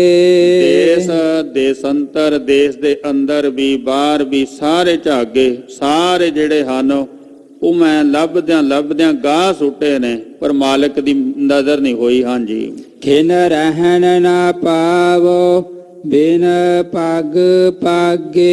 ਇੱਕ ਛਿਨ ਵੀ ਨਹੀਂ ਰਹਿ ਸਕਦੀ ਉਸ ਵਾਹਿਗੁਰੂ ਪਰਮੇਸ਼ਰ ਜੀ ਦੇ ਚਰਨਾਂ ਦੇ ਵਿੱਚ ਜੁੜੇ ਤੋਂ ਬਿਨਾਂ, ਲੱਗੇ ਤੋਂ ਬਿਨਾਂ। ਹਾਂਜੀ। ਹੋਏ ਕਿਰਪਾਲ ਪ੍ਰਭ ਮਿਲਹਿ ਸੁਭਾਗੇ। ਵਾਹਿਗੁਰੂ ਜੀ ਕਿਰਪਾ ਕਰ ਦੇਣ ਤੇ ਅਸੀਂ ਸ੍ਰੇਸ਼ਟ ਭਾਗਾਂ ਵਾਲੇ ਹੋ ਜਾਈਏ। ਹਾਂਜੀ। ਭਇਓ ਕਿਰਪਾਲ ਸਤ ਸੰਗ ਮਿਲਾਇਆ। ਜਦੋਂ ਲਾਚਾਰੀ ਬੇਵਸੀ ਵਾਹਿਗੁਰੂ ਪਰਮੇਸ਼ਰ ਜੀ ਨੇ ਦਿੱਤੀ, ਫਿਰ ਉਹਨੇ ਆਪਣੀ ਕਿਰਪਾ ਕਰ ਦਿੱਤੀ। ਉਹਦੀ ਕਿਰਪਾ ਕੀ ਹੈ? ਆ ਜਿਹੜੀ ਆਪਣੇ ਤੇ ਹੋਈ ਹੈ। ਭਇਓ ਕਿਰਪਾਲ ਸਤ ਸੰਗ ਮਿਲਾਇਆ। ਜਿਨ੍ਹਾਂ ਤੇ ਵਾਹਿਗੁਰੂ ਜੀ ਨੇ ਕਿਰਪਾ ਕੀਤੀ ਉਹਨਾਂ ਨੂੰ ਗੁਰੂ ਦੀ ਸੰਗਤ ਦੇ ਵਿੱਚ ਮਿਲਾ ਦਿੱਤਾ। ਹਾਂਜੀ। ਬੂਝੀ ਤਪਤ ਘਰ ਹੈ ਫਿਰ ਪਾਇਆ। ਤ੍ਰਿਸ਼ਨਾ ਦੀ ਅਗਨ ਬੁਝ ਗਈ, ਘਰ ਹੀ ਫਿਰ ਪਾਇਆ। ਕਿਤੇ ਬਾਹਰ ਜਾਣ ਦੀ ਲੋੜ ਨਹੀਂ ਪਈ, ਆਪਣੇ ਘਰ ਦੇ ਵਿੱਚ ਹੀ ਵਾਹਿਗੁਰੂ ਪਤੀ ਪਰਮਾਤਮਾ ਨੂੰ ਪਾ ਲਿਆ, ਕਿਉਂਕਿ ਹੈ ਹੀ ਉਹ ਘਰ ਦੇ ਵਿੱਚ, ਬਾਹਰ ਤੇ ਹੈ ਹੀ ਨਹੀਂ। ਹਾਂਜੀ। ਸਗਲ ਸਿੰਗਾਰ ਹੁਣ ਮੁਝ ਹੈ ਸੋਹਾਇਆ। ਸਗਲ ਸਿੰਗਾਰ ਹੁਣ ਮੁਝੇ ਸੋਹਾਇਆ। ਪਹਿਲਾਂ ਸ਼ਿੰਗਾਰ ਕੀਤਾ ਸੀ ਪਰ ਮਾਲਕ ਖੁਸ਼ ਨਹੀਂ ਸੀ ਹੈ, ਤੇ ਸ਼ਿੰਗਾਰ ਚੰਗਾ ਨਹੀਂ ਸੀ ਲੱਗਦਾ। ਪਰ ਹੁਣ ਜਦੋਂ ਮਾਲਕ ਖੁਸ਼ ਹੋ ਗਿਆ ਤੇ ਕੀਤਾ ਹੋਇਆ ਸ਼ਿੰਗਾਰ ਚੰਗਾ ਲੱਗਦਾ। ਹੁਣ ਹਰ ਇੱਕ ਕੰਮ ਕਰਿਆ ਕੀਤਾ ਹੋਇਆ ਚੰਗਾ ਲੱਗਦਾ ਜਦੋਂ ਵਾਹਿਗੁਰੂ ਪਰਮੇਸ਼ਰ ਜੀ ਨੇ ਕਿਰਪਾ ਕਰਤੀ। ਸਗਲੇ ਸ਼ਿੰਗਾਰ ਹੁਣ ਮੁਝੇ ਸਹਾਇਆ। ਜਿਵੇਂ ਇਸਤਰੀ ਨੂੰ ਸ਼ਿੰਗਾਰ ਚੰਗਾ ਲੱਗਦਾ, ਉਹ ਸ਼ਿੰਗਾਰ ਸਫਲਾ ਸਮਝਦੀ ਜਦੋਂ ਉਹਦੇ ਪਤੀ ਦੀ ਉਹਨੂੰ ਖੁਸ਼ੀ ਮਿਲ ਗਈ। ਇਸੇ ਤਰ੍ਹਾਂ ਹੀ ਜਗਿਆਸੂ ਰੂਪ ਇਸਤਰੀ ਨੂੰ ਜਦੋਂ ਮਾਲਕ ਦੀ ਖੁਸ਼ੀ ਮਿਲ ਗਈ, ਫਿਰ ਉਹਨੂੰ ਕੀਤਾ ਹੋਇਆ ਹਰ ਇੱਕ ਧਰਮ ਦਾ ਕਰਮ ਜਿਹੜਾ ਹੈ ਉਹ ਚੰਗਾ ਲੱਗਦਾ ਹੈ। ਹਾਂਜੀ। ਕਹੋ ਨਾਨਕ ਗੁਰ ਭਰਮ ਚੁਕਾਇਆ। ਸਤਿਗੁਰੂ ਅਰਜਨ ਦੇਵ ਜੀ ਮਹਾਰਾਜ ਕਹਿੰਦੇ ਹਨ, ਕਹੋ ਨਾਨਕ ਗੁਰ ਭਰਮ ਚੁਕਾਇਆ। ਗੁਰੂ ਨੇ, ਇੱਥੇ ਰਾਰੇ ਨੂੰ ਸਿਹਾਰੀ ਲੱਗੀ ਹੋਈ ਹੈ, ਜਿਹਦਾ ਅਰਥ ਹੈ ਗੁਰੂ ਨੇ ਗੁਰ ਭਰਮ ਚੁਕਾਇਆ। ਗੁਰੂ ਨੇ ਕਿਰਪਾ ਕਰਕੇ ਮੇਰਾ ਭਰਮ ਦਾ ਪਰਦਾ ਜਿਹੜਾ ਦੂਰ ਕਰਦਾ। ਗੁਰ ਪ੍ਰਸਾਦ ਭਰਮ ਕਾ ਨਾਸ। ਹਾਂਜੀ। ਜਹ ਦੇਖਾ ਤਹ ਪਿਰ ਹੈ ਭਾਈ। ਹੁਣ ਅਸੀਂ ਜਿੱਥੇ ਵੀ ਵੇਖਦੇ ਹਾਂ ਤਹ ਪੀਰ ਹੈ ਭਾਈ, ਉੱਥੇ ਹੀ ਵਾਹਿਗੁਰੂ ਪਤੀ ਪਰਮੇਸ਼ਰ ਵਾਹਿਗੁਰੂ ਨਜ਼ਰ ਆ ਰਿਹਾ। ਹਾਂਜੀ। ਖੋਲਿਓ ਕਪਾਟ ਤਾ ਮਨ ਠਹਿਰਾਈ। ਦਰਸ਼ਨ ਪਿਆਸੀ ਦਿਨ ਸਰਾਤ ਚਿਤਵੋ ਅਨ ਦਿਨੀਤ, ਖੋਲ ਕਪਟ ਗੁਰ ਮੇਲੀਆ ਨਾਨਕ ਹਰ ਸੰਗ ਮੀਤ। ਖੋਲਿਓ ਕਪਾਟ, ਜਿਹੜਾ ਕਪਾਟ ਦਰਵਾਜ਼ਾ ਬੰਦ ਸੀ ਨਾ ਉਹ ਖੋਲ ਦਿੱਤਾ। ਤਾਂ ਮਨ ਠਹਿਰਾਈ, ਤਾਂ ਮਨ ਜਿਹੜਾ ਹੈ ਪੂਰਨ ਤੌਰ ਤੇ ਟਕਾ ਦੇ ਵਿੱਚ ਆ ਗਿਆ। ਰਹਾਓ ਦੂਜਾ। ਇਹ ਅੱਜ ਦੇ ਸ਼ਬਦ ਦੀ ਵਿਚਾਰ ਹੈ। ਅੱਜ ਪੰਥ ਦੇ ਅੰਦਰ ਮਹਾਨ ਸ਼ਖਸੀਅਤ ਜਿਨ੍ਹਾਂ ਨੂੰ ਗੁਰੂ ਨਾਨਕ ਸਾਹਿਬ ਮਹਾਰਾਜ ਜੀ ਨੇ ਕਿਹਾ ਸਿੱਖੀ ਦੀ ਅਵਧੀ ਹੋਇਆ ਕਰਦੀ ਹੈ ਅਖੀਰ। ਪੂਰਨ ਤੌਰ ਤੇ ਸਿੱਖੀ ਨੂੰ ਕਮਾਉਣਾ ਉਹ ਕਿਹਦੇ ਹਿੱਸੇ ਆਇਆ ਭਾਈ? ਉਹ ਸ਼ਖਸੀਅਤ ਦਾ ਨਾਮ ਹੈ ਬਾਬਾ ਬੁੱਢਾ ਸਾਹਿਬ ਜੀ। ਗੱਜ ਕੇ ਆਖੋ ਸਤਨਾਮ ਸ੍ਰੀ ਵਾਹਿਗੁਰੂ। ਅੱਜ ਦੇ ਦਿਨ ਕੱਥੂ ਨਗਲ ਦੇ ਵਿੱਚ 1507 ਦੇ ਵਿੱਚ ਜਨਮ ਹੋਇਆ। ਬਚਪਨ ਤੋਂ ਹੀ ਮਾਤਾ ਪਿਤਾ ਤੋਂ ਲਗਨ ਲੱਗੀ, ਇਸ ਪਾਸੇ ਤੁਰੇ ਬੰਦੇ ਨੂੰ ਆ ਰਸਤਾ ਆਪਣੇ ਆਪ ਹੀ ਬਣਦਾ ਜਾਂਦਾ। ਰਸਤਾ ਬਣਿਆ ਬਸ ਤੁਰਨਾ ਹੁੰਦਾ ਤੇ ਜਦੋਂ ਨਾ ਤੁਰੀਏ ਤੇ ਫਿਰ ਰਸਤਾ ਵੀ ਬਣਦੀ ਹੈ। ਜਿੱਥੇ ਤੱਕ ਦਿਖਾਈ ਦਿੰਦਾ ਉੱਥੇ ਤੱਕ ਤੁਰੋ, ਉੱਥੇ ਪਹੁੰਚ ਕੇ ਅਗਲਾ ਰਸਤਾ ਆਪਣੇ ਆਪ ਹੀ ਦਿਖਾਈ ਦੇਵੇਗਾ। ਹੁਣ ਤੁਰੋ ਤਾਂ ਸਹੀ ਨਾ। ਮਾਤਾ ਪਿਤਾ ਤੋਂ ਲਗਨ ਲੱਗੀ ਤੇ 9 ਸਾਲ ਦੀ ਉਮਰ ਜਦੋਂ ਗੁਰੂ ਨਾਨਕ ਸਾਹਿਬ ਜੀ ਮਹਾਰਾਜ ਜਗਤ ਜਲੰਦੇ ਨੂੰ ਤਾਰਦੇ ਹੋਏ ਇਸ ਇਲਾਕੇ ਦੇ ਵਿੱਚ ਪਹੁੰਚੇ। ਜ਼ਿਮੀਂਦਾਰਾਂ ਦੇ ਘਰੇ ਜਨਮ ਹੈ। ਜ਼ਿਮੀਂਦਾਰਾਂ ਦੇ ਵਿੱਚ ਕੀ ਹੁੰਦਾ ਹੈ ਕਿ ਬੱਚਿਆਂ ਨੂੰ ਪਹਿਲਾਂ ਪਾਲੀ ਬਣਾਇਆ ਜਾਂਦਾ ਹੈ। ਚੱਲ ਵੀ ਡੰਗਰ ਖੋਲ ਕੇ ਲੈ ਜਾ, ਚਾਰ ਕੇ ਲਿਆ। ਤੇ ਇਸ ਤਰ੍ਹਾਂ ਬਾਬਾ ਬੁੱਢਾ ਜੀ ਬਚਪਨ ਦੇ ਵਿੱਚ ਡੰਗਰ ਚਾਰਦੇ ਫਿਰਦੇ ਹੁੰਦੇ ਸੀ। ਤੇ ਗੁਰੂ ਨਾਨਕ ਸਾਹਿਬ ਜੀ ਮਹਾਰਾਜ ਬੈਠੇ ਤੇ ਸਤਿਗੁਰਾਂ ਜੀ ਨੇ ਕਿਹਾ ਵੀ ਮਰਦਾਨਿਆ ਉਹ ਸਾਹਮਣੇ ਜਿਹੜਾ ਬੱਚਾ ਤੁਰਿਆ ਫਿਰਦਾ ਉਹਨੂੰ ਬੁਲਾ ਕੇ ਲਿਆ। ਦੇਖੋ ਗੁਰੂ ਨਾਨਕ ਸਾਹਿਬ ਮਹਾਰਾਜ ਜੀ ਨੇ ਉਹਨਾਂ ਨੂੰ ਆਪ ਬੁਲਾਇਆ ਤੇ ਬੁਲਾ ਕੇ ਜਦੋਂ ਸਤਿਗੁਰਾਂ ਜੀ ਨੇ ਉਹਨੂੰ ਪੁੱਛਿਆ, ਗੱਲਾਂ ਬਾਤਾਂ ਪੁੱਛੀਆਂ ਤੇ ਉਹਨੇ ਫਿਰ ਦੱਸਿਆ ਜੀ ਇਹ ਲਗਨ ਮੈਨੂੰ ਬਚਪਨ ਤੋਂ ਲੱਗੀ। ਕਿਹੜੀ ਬਚਪਨ ਤੋਂ? ਕੀ ਹੋਇਆ ਸੀ? ਆਖੇ ਜੀ ਇੱਕ ਵਾਰ ਮੇਰੀ ਮਾਂ ਕਹਿੰਦੀ ਵੀ ਤੂੰ ਮੈਂ ਢਿੱਲੀ ਆ ਤੇ ਦੁੱਧ ਗਰਮ ਕਰ ਤੇ ਮੈਂ ਅੱਗ ਬਾਲਣ ਲੱਗਿਆ ਤੇ ਲੱਕੜਾਂ ਨੂੰ ਅੱਗ ਨਾ ਲੱਗੇ, ਲੱਕੜਾਂ ਮੋਟੀਆਂ ਸਨ। ਮਾਂ ਉੱਠੀ ਪਰੇ ਹਟ, ਅੱਗ ਬਾਲ ਕੇ ਦਿਖਾਵਾਂ। ਮਾਂ ਨੇ ਪਹਿਲਾਂ ਛੋਟੀਆਂ ਪਤਲੀਆਂ ਲੱਕੜੀਆਂ ਲਾਈਆਂ, ਫਿਰ ਮੋਟੀਆਂ ਲਾਈਆਂ। ਹੁਣ ਜਿਹੜੀਆਂ ਬਾਰੀਕ ਲੱਕੜੀਆਂ ਸਨ ਉਹਨਾਂ ਨੂੰ ਅੱਗ ਪਹਿਲਾਂ ਲੱਗ ਗਈ, ਮੋਟੀਆਂ ਨੂੰ ਬਾਅਦ ਵਿੱਚ ਲੱਗੀ। ਮਨ 'ਚ ਖਿਆਲ ਆਇਆ, ਮਨਾ ਤੂੰ ਵੀ ਇੱਕ ਹਲੇ ਛੋਟੀ ਲੱਕੜੀ ਹੈ, ਹੋ ਸਕਦਾ ਵੀ ਤੈਨੂੰ ਮੌਤ ਦੀ ਅੱਗ ਪਹਿਲਾਂ ਨਾ ਲੱਗ ਜੇ। ਇਸ ਕਰਕੇ ਉਹ ਅੱਗ ਲੱਗਣ ਤੋਂ ਪਹਿਲਾਂ ਆਪਣੇ ਬਚਣ ਦਾ ਹੀਲਾ ਕਰ ਲਈਏ, ਭਜਨ ਬੰਦਗੀ ਕਰ ਲਈਏ। ਇੱਥੋਂ ਲੱਗਣ ਲੱਗੀ ਸੀ। ਪਹਿਲਾ ਮਰਨ ਕਬੂਲ ਜੀਵਨ ਕੀ ਛੱਡ ਆਸ, ਹੋ ਸਬਨ ਕੀ ਰੇਣਕਾ ਤਾ ਆਓ ਹਮਾਰੇ ਪਾਸ। ਗੁਰੂ ਅਰਜਨ ਦੇਵ ਜੀ ਮਹਾਰਾਜ ਇਸ ਗੱਲ ਤੇ ਮੋਹਰ ਲਾਉਂਦੇ ਆ ਕਿ ਮੌਤ ਨੂੰ ਵੇਖ ਕੇ ਹੀ ਵਾਹਿਗੁਰੂ ਪਰਮੇਸ਼ਰ ਜੀ ਦਾ ਸਿਮਰਨ ਹੁੰਦਾ ਹੈ। ਬਹੁਤ ਸਾਰੇ ਸਾਧੂਆਂ ਬਾਰੇ ਅਸੀਂ ਸੁਣਦੇ ਕਿ ਉਹ ਖੁਦ ਹੀ ਮਨ ਤੇ ਬੈਠ ਕੇ ਸਿਮਰਨ ਕਰਦੇ ਵੀ ਨੀਂਦ ਨਾ ਆ ਜਾਵੇ, ਨੀਂਦ ਆ ਗਈ ਤੇ ਪਿੱਛੇ ਖੂਹ 'ਚ ਡਿੱਗੇਗਾ, ਮਰੇਗਾ। ਕਈ ਬਨੇਰਿਆਂ ਤੇ ਬੈਠ ਕੇ ਸਿਮਰਨ ਕਰਦੇ, ਆ ਨਹੀਂ ਸਕਦੀ ਨੀਂਦ। ਆਪਾਂ ਕਹਿੰਦੇ ਨੀਂਦ ਆਉਂਦੀ ਹੈ ਨਾ, ਪਰ ਜਦੋਂ ਚੇਤੇ ਹੈ ਵੀ ਪਿੱਛੇ ਡਿੱਗੇਗਾ, ਲੱਤਾਂ ਬਾਹਾਂ ਟੁੱਟਣਗੀਆਂ, ਕਿਵੇਂ ਨੀਂਦ ਆ ਜਾਊਗੀ? ਆ ਹੀ ਨਹੀਂ ਸਕਦੀ। ਜਦ ਪਤਾ ਵੀ ਖੂਹ 'ਚ ਡਿੱਗੇਗਾ, ਮਰੇਗਾ, ਨੀਂਦ ਕਿੱਥੇ ਆਊਗੀ? ਇਹ ਬਾਬਾ ਬੁੱਢਾ ਜੀ ਨੇ ਮੌਤ ਨੂੰ ਸਨਮੁਖ ਰੱਖ ਕੇ ਧਰਮ ਦਾ ਲੜ ਪੜਿਆ। ਧੰਨ ਗੁਰੂ ਨਾਨਕ ਸਾਹਿਬ ਜੀ ਮਹਾਰਾਜ ਕਹਿਣ ਲੱਗੇ ਵੀ ਨਾ ਤੇਰਾ ਕੀ? ਕਹਿੰਦਾ ਜੀ ਨਾ ਮੇਰਾ ਬੂੜਾ। ਅਖੇ ਨਾ ਤੇਰਾ ਬੂੜਾ, ਪਰ ਗੱਲਾਂ ਤੇਰੀਆਂ ਬੁੱਢਿਆਂ ਵਰਗੀਆਂ ਨੇ। ਇੱਥੋਂ ਫਿਰ ਨਾਮ ਪਿਆ ਬਾਬਾ ਬੁੱਢਾ ਜੀ, ਬਾਬਾ ਬੁੱਢਾ ਸਾਹਿਬ ਜੀ। 6 ਪਾਤਸ਼ਾਹੀਆਂ ਤੱਕ ਗੁਰਿਆਈ ਦਾ ਤਿਲਕ ਦੇਣ ਦੀ ਬਖਸ਼ਿਸ਼ ਪ੍ਰਾਪਤ ਹੋਈ। ਕਿਉਂ ਦਿੰਦੇ ਸਨ ਬਾਬਾ ਬੁੱਢਾ ਜੀ ਤਿਲਕ? ਕਿਉਂਕਿ ਗੁਰੂ ਨਾਨਕ ਸਾਹਿਬ ਮਹਾਰਾਜ ਜੀ ਨੇ ਬਾਬਾ ਬੁੱਢਾ ਜੀ ਨੂੰ ਬਚਨ ਦਿੱਤਾ, ਕਹਿੰਦੇ ਬੁੱਢਿਆ ਮੈਂ ਜਿੱਥੇ ਵੀ ਹੋਵਾਂ ਤੈਨੂੰ ਪਤਾ ਹੋਇਆ ਕਰੂਗਾ, ਮੈਂ ਜਿੱਥੇ ਵੀ ਹੋਵਾਂ ਤੈਨੂੰ ਪਤਾ ਹੋਇਆ ਕਰੇਗਾ। ਤੇ ਇਸ ਲਈ ਬਾਬਾ ਬੁੱਢਾ ਜੀ ਜਦੋਂ ਗੁਰੂ ਨਾਨਕ ਸਾਹਿਬ ਜੀ ਦੀ ਜੋਤ ਜਿਹਦੇ ਅੰਦਰ ਟਿਕ ਗਈ ਉਹਨੂੰ ਤਿਲਕ ਦਿੰਦੇ ਸੀ ਵੀ ਗੁਰੂ ਨਾਨਕ ਹੁਣੀ ਦੇ ਅੰਦਰ ਬੈਠ ਗਿਆ, ਗੱਜ ਕੇ ਆਖੋ ਸਤਨਾਮ ਸ੍ਰੀ ਵਾਹਿਗੁਰੂ। ਤੇ ਸਾਡੇ ਸਮਾਜ ਦੀ ਗੱਲ ਕਰੀਏ, ਸਮਾਜ ਦੇ ਅੰਦਰ ਜ਼ਿਮੀਂਦਾਰੇ ਨੂੰ ਕਿਵੇਂ ਰੱਖਿਆ ਗਿਆ? ਉਹਦੇ ਕੰਮ ਦੇ ਮੁਤਾਬਕ ਕਿ ਸਵੇਰੇ ਦਿਨ ਚੜ੍ਹੇ ਤੋਂ ਪਹਿਲਾਂ ਖੇਤਾਂ 'ਚ ਜਾਣਾ, ਦਿਨ ਛੁਪੇ ਤੋਂ ਬਾਅਦ ਕੰਮ ਕਰਕੇ ਘਰੇ ਆਉਣਾ, ਮੱਤ ਮਾਰੀ ਹੁੰਦੀ ਕੰਮ ਨੇ, ਸੌਂ ਜਾਣਾ। ਤੇ ਉਹਨੂੰ ਵਿਚਾਰੇ ਨੂੰ ਪਤਾ ਹੀ ਨਹੀਂ ਸੀ ਹੁੰਦਾ ਵੀ ਦਿਨ ਦੇ ਵਿੱਚ ਇੱਥੇ ਹੁੰਦਾ ਕੀ ਹੈ। ਇਸ ਕਰਕੇ ਉਹਨੂੰ ਕਹਿੰਦੇ ਸਨ ਵੀ ਤੈਨੂੰ ਕੀ ਪਤਾ, ਤੂੰ ਤਾਂ ਖੇਤਾਂ 'ਚ ਰਹਿੰਦਾ, ਤੇਰੀ ਤਾਂ ਮੋਟੀ ਮੱਤ ਹੈ, ਮੂੜ ਹੈ ਤੂੰ ਤੇ, ਜੱਟ ਬੂਟ ਹੈ ਤੂੰ ਤੇ।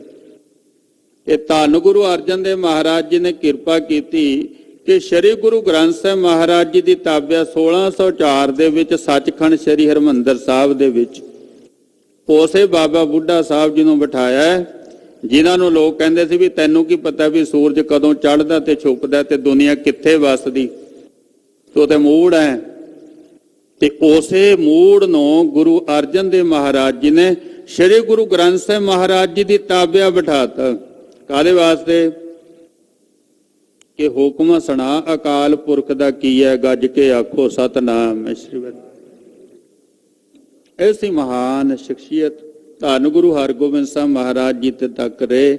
ਭਾਈ ਅੱਜ ਉਹਨਾਂ ਦਾ ਪਾਵਨ ਜਨਮ ਦਿਹਾੜਾ ਹੈ। ਸਮੂਹ ਸੰਗਤਾਂ ਨੂੰ ਵਧਾਈ ਹੋਵੇ ਜੀ। ਹੋਈਆਂ ਭੁੱਲਾਂ ਦੀ ਖਿਮਾ। ਵਾਹਿਗੁਰੂ ਜੀ ਕਾ ਖਾਲਸਾ, ਵਾਹਿਗੁਰੂ ਜੀ ਕੀ ਫਤਿਹ।